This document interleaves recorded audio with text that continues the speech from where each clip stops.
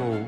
Yep, so I've been trying to bend some pipe and they just keep collapsing on me. The first one I did bent fine, but I've bent two after that and they would just collapse and I couldn't get it to go straight. So I'm gonna fill this one with some sand, which I've seen people do online. I've heard about that before, so I'm gonna fill that one with sand and then try and bend it and see how it works. So.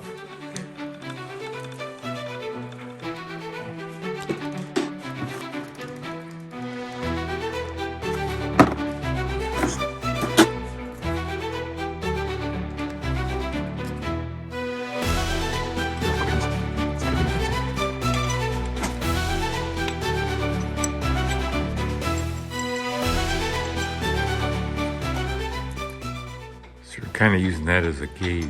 Yeah, for the radius. I need two pieces that are the same.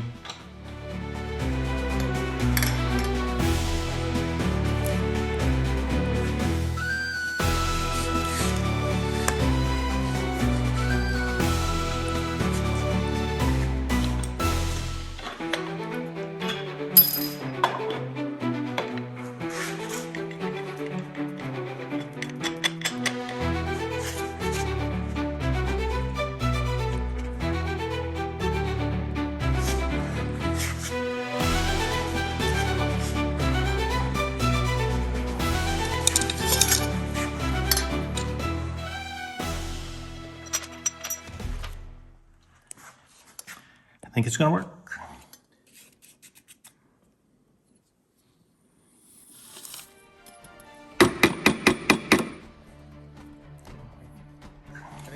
Just have to trim the length just a little bit. So where's this going to go? It's going to go, one's going to go right here. This, and then one will go on the other end the same way.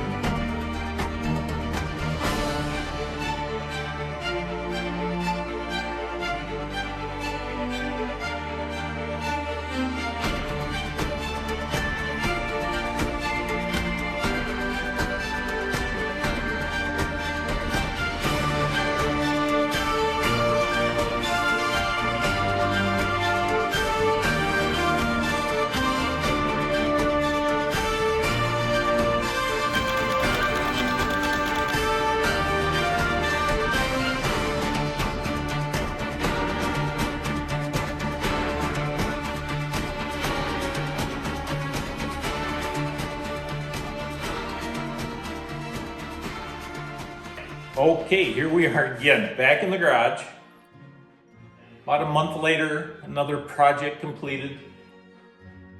When I was gathering up things for the last project, I when I found this gear, I had two of them, and I included one of them in the other project, and I thought, well, I'll save that for another project at some point.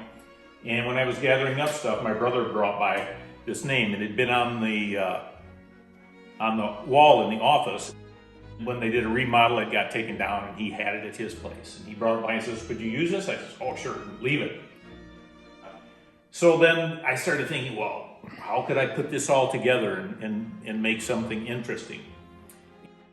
Other friends brought things by. The plumbing and heating guy I worked with, he brought me some gauges and valves and stuff because he had seen stuff I was doing.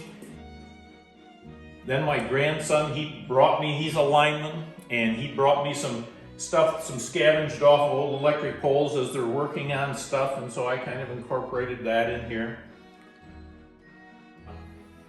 Then I started looking I had to figure, okay, how am I gonna mount and put this thing on a base? And so then it was looking at things online, pictures for just basically signs. And I thought, well, this basic shape would work good as far as for a base for holding the gear and having it stable. Of course, it's on a pedestal, it'll end up out in the yard and it'll end up being buried about a foot. So then I started with having more or less a steampunk theme, I started looking at different things that people put into steampunk projects. And so there was, of course, there was copper, and there was gauges and gears. Coils are quite often something that's used in steampunk stuff for whatever reason, for points of interest. And so then I started looking online. I wanted to figure out some way to finish off this section here. I found some old fireplace end irons, and so it was the part where there was these two things were mounted on each side, and then there was a base that went back into the fireplace. And they were old, so I picked those up off of Facebook Marketplace. Just basically, they were totally black, but I wheeled to them and buffed them off. My last project, I had kind of a blue background, and on this one, I didn't want to replicate the same thing, so I thought, well, I'm going to go with a red background. From all the stuff I had watched on the steampunk stuff, you start out, you paint everything black, and then you apply colors on top of that.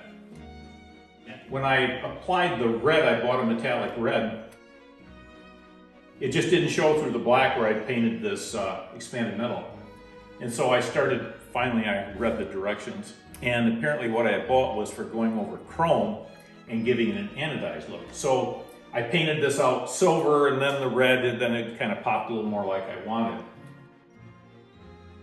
Every time I get done doing a certain part of the project, I would stand back and look at it and think, well, this is boring, or this is that, and so then I thought, well, these balls would have kind of an anodized look, so I painted those with the red. It was just a duple-color metallic red. Many things happened, along the way, trying to figure out what would look better. This gauge, when I was getting ready to put it on, of course, I bought that on eBay, actually. I dropped it and broke the glass out of it. So I had to take and cut a piece of glass and put that in there. Okay, I was going to talk about where I got some of my materials from. I wanted to do a different background on this one. I'd done a sheet metal background on my last project, so I wanted to do an expanded metal.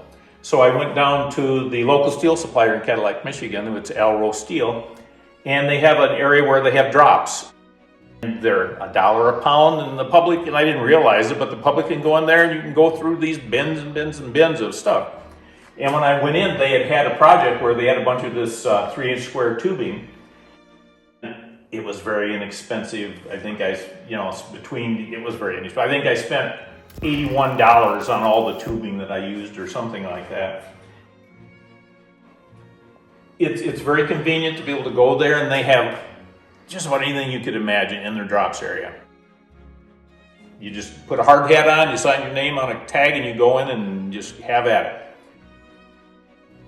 Now you were going to talk about the feather. Yeah, so when I made these feathers, originally I had intended, I kept calling them leaves, but originally when I made these feathers, I had planned on doing an array coming down like this, and it ended up being more work than I really wanted to do. And so I ended up making one for each side. Then I ended up filling in with some copper wire and just soldering that on there so that it looked kind of had a similar effect and shape. This part right here was one of the pieces off of that end iron. So as I disassembled it, it just gave me I drilled a hole in a copper cap and just mounted that on there.